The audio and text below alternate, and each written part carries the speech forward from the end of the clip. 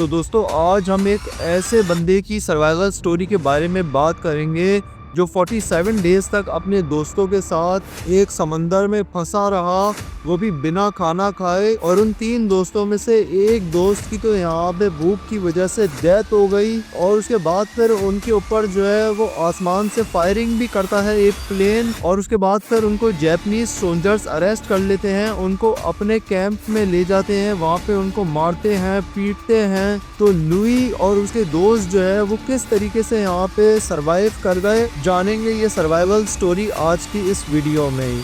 तो कहानी शुरू होती है 1936 से, जब लुई ज़ैम्परिनी नाम का एक ओलंपिक रनर जो है वो यहाँ पे ओलंपिक्स में भागता है। वो सारे राउंड्स में बिल्कुल पीछे रहता है, लेकिन आखिरी राउंड में जो है वो एक वर्ल्ड रिकॉर्ड बना देता है। आखिरी राउंड उसने सबसे ज़्यादा तेज़ी से जो है वो कंप्लीट किया था। वो प्रैक्टिस करना शुरू करता है 1940 के ओलंपिक्स की, जो यहाँ पे टोक्यो में होने वाला था। और वहाँ पे वो जाकर ये सोचता है कि मैं वहाँ पे जाके गोल्ड मेडल लेके आऊँगा। लेकिन उसके बाद फिर 1939 के अंदर वर्ल्ड वॉर 2 शुरू हो जाती है। और उसके बाद फिर यहाँ पे जो लुई था वो यहाँ पे यूएस की एयर फोर्स में आ जाता है। और फिर 1943 के अंदर यहाँ पे जो है वो रनिंग कर रहा होता है कि उसके दोस्त उसे आकर बताते हैं कि हमें जो है वो अपने कुछ साथियों को जो है वो ढूंढने जाना पड़ेगा, उनका प्लेन क्रैश हुआ है और वो जिंदा है। तो लुई अपने दोस्तों के साथ जो है वो एक प्लेन में निकल जाता है उनको ढूंढने के लिए। लेकिन रास्ते में जो है वो उनका प्लेन जो है वो टेक्निकल फॉल्ट की वजह से जापान के करीब ही जो है एक समंदर के अंदर यहाँ पे क्रैश हो जाता है। वो सारे मारे जाते हैं, सिर्फ 3 दोस्त वो बच गए थे। और वो 3 दोस्त जो है वो 2 एयरबोट्स का सहारा ले लेते हैं और उनके पास थोड़ा सा पीने का पानी था और थोड़ी सी यहाँ पे चॉकलेट्स थी। तो उसके बाद फिर लुई जो है वो अपने दोस्तों से कहता है कि हमें जो है वो चॉकलेट का एक टुकड़ा सुबह खाना है और एक टुकड़ा रात को खाना है, और पानी जो है वो कोई भी 2 घूंट से ज़्यादा नहीं पिएगा। वो ये सब इसलिए कह रहा था क्योंकि उनके पास कोई भी इसके अलावा खाना नहीं था।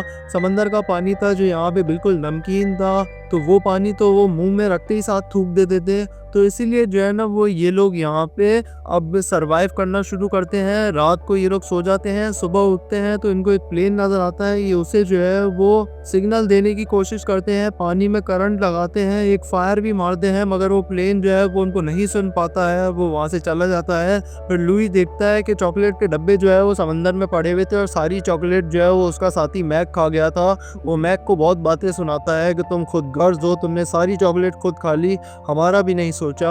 और उसके बाद फिर यहाँ पे ये लोग ठंडे हो जाते हैं। और फिर एक दिन रात को जो है ना वो ये लोग लेटे हुए आराम कर रहे थे, तो बहुत ज़्यादा तूफान आ जाता है। ये लोग यहाँ पे इस तूफान को सरवाइव नहीं कर पा रहे होते हैं, ये लोग मरने वाले थे, लेकिन किसी तरीके से इनकी जान बच जाती है। लेकिन उसके बाद बारिश हो जाती है और बारिश से जो है वो कुछ पानी यहाँ पे जमा कर लेते हैं पीने के लिए, और उस टाइम पे ये लोग पानी भी पी लेते हैं। और उसके बाद फिर यहाँ पे एक दिन इनको एक प्लेन गुजरता हुआ नज़र आता है, ये उसे सिग्नल देते हैं, तो वो जापानी प्लेन था, वो इनके ऊपर फायरिंग कर देता है, मगर ये लोग जो है वो समंदर में छुप जाते हैं। और उसके बाद फिर यहाँ पे इन लोगों की एक जो एयरबोट है वो यहाँ पे बिल्कुल डैमेज हो गई थी, वो दोबारा रिपेयर नहीं हो पाती है फायरिंग होने की वजह से। तो इस वजह से जो है वो एक एयरबोट के ऊपर आ गए थे, जो कि उनका एडजस्ट करना बहुत ही ज़्यादा मुश्किल हो गया था। इसी तरीके से फिर इनको जो है वो भूख लगने लगती है। 5 दिन हो गए थे इनको बिना खाए पिए। तो ये लोग जो है वो पानी तो पी लिया था इन्होंने बारिश के पानी की वजह से, लेकिन खाना इनके पास ख़त्म हो गया था। तो ये लोग जो है वो डिसाइड करते हैं कि हम लोग समंदर से मछलियाँ पकड़ेंगे। उसके बाद फिर ये लोग जो है वो मछलियाँ पकड़ के खाते हैं अपनी भूख को ज़िंदा रखने के लिए, अपने पेट को ज़िंदा रखने के लिए, अपने आप को ज़िंदा रखने के लिए। और उसके बाद फिर यहाँ पे इसी तरीके से इनको 35 डेज़ जब हो गए ना, तो उसके बाद फिर इनका एक साथी मैक जो है वो वहाँ पे मारा जाता है, क्योंकि जो है वो आपकी बॉडी को जो है ना बहुत सारे न्यूट्रिएंट्स चाहिए होते हैं, और सिर्फ मछली खाने से आपको वो सारे न्यूट्रिएंट्स नहीं मिलते हैं जो आपकी बॉडी को चाहिए होते हैं। इसीलिए आपको रोज़ जो है वो खाना बदल बदल के खाना पड़ता है। तो इसीलिए जो है वो ज़रूरी न्यूट्रिएंट्स ना मिलने की वजह से जो है वो मैक की डेथ हो जाती है यहाँ पे, और उनको जो है वो पानी भी सही तरीके से नहीं मिल रहा था। तो उसके बाद फिर इन दोनों की हालत भी बुरी हो गई थी, वो लोग जो है वो उठ के बैठ भी नहीं पा रहे थे। उसके बाद फिर जापानी शिप आती है और इन लोगों को अरेस्ट कर लेती है। 47 डेज इन्होंने समंदर में गुजारे। उसके बाद फिर इनको लेकर जाया जाता है यहाँ पे जापानीज प्रिजन कैंप के अंदर। वहाँ पे इनको लेकर जाया जाता है और उस कैंप का जो इंचार्ज था वो यहाँ पे लुई को पहचान लेता है, क्योंकि उसको पता था ये ओलंपिक में भागने वाला एक रनर है।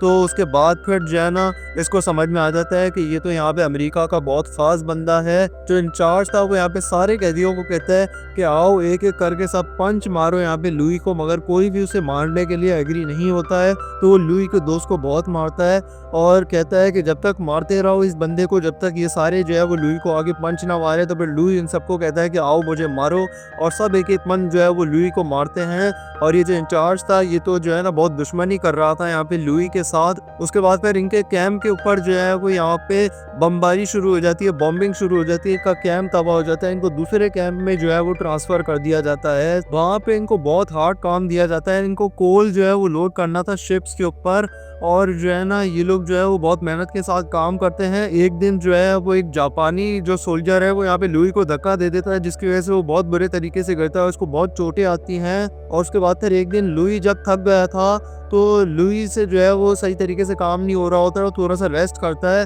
तो उसके बाद फिर उसको जो है वो लेकर जाया जाता है इंचार्ज के पास। इंचार्ज जैसे कहता है कि लकड़ी उठा के जो है वो खड़े रहो और ये लकड़ी नीचे नहीं आनी चाहिए। वो लकड़ी उठा के खड़ा रहता है। उसके बाद जैसे ही जो है वो लकड़ी नीचे आ जाती है तो इंचार्ज उसे इतने बुरे तरीके से मारता है कि वो उड़ भी नहीं पा रहा था। लेकिन उसके बाद फिर जो है ना एक दिन यहाँ पे जापानी जो सोल्जर्स हैं और जो उनका इंचार्ज है, इंचार्ज तो वहाँ से भाग जाता है, और जो जापानी सोल्जर्स हैं वो इनको इकट्ठा करके बोलते हैं कि जंग अब खत्म हो चुकी है और तुम लोग जाओ और रुपूरा नदी के अंदर नहा लो। और उसके बाद फिर ये लोग जो है वो नहाने जाते हैं तो इनको लगता है कि इनको मार दिया जाएगा, और ये लोग जब नहाने जाते हैं तो इन लोगों को लगता है कि इनको मार दिया जाएगा। लेकिन उसके बाद फिर आसमान में जो है एक यूएस का प्लेन आता है, वो इन सब के लिए यहाँ पे खाना फेंकता है नीचे, ये पेट भर के खाना खाते हैं। और उसके बाद फिर इनको पता लग जाता है कि ये जंग जो है वो ख़त्म हो चुकी है। यूएस जो है वो वर्ल्ड वॉर 2 जीत चुका है, यहाँ पे हिटलर भी मारा जा चुका है, जापान ने भी सरेंडर कर दिया है। उसके बाद फिर लुई जो है वो अपने कंट्री में वापस जाता है, अपने पेरेंट्स से मिलता है, बहुत खुश होता है वो उनसे मिलके, क्योंकि 2 साल बाद जो है वो उनसे मिलने के लिए वापस आया था। उसके बाद फिर वो 1947 में शादी कर लेता है। और एक बंदा जब जंगल में फंस गया तो 6 महीने से ज़्यादा जो है वो उसने किस तरीके से सर्वाइव किया, जानने के लिए आप ये वाला वीडियो देख सकते हैं। और 4 दोस्त जो है वो माउंटेन के ऊपर चढ़ना शुरू हो गए। तो उसके बाद फिर उनके साथ क्या हुआ यहाँ पे जो है वो क्लिक करके आप देख सकते हैं। यहाँ पे क्लिक करके सब्सक्राइब करें ताकि ऐसे ही इंटरेस्टिंग कंटेंट जो है वो आपको इस चैनल के ऊपर मिलता रहे। मैं मिलूंगा अपनी अगली वीडियो में, तब तक के लिए गुड बाय।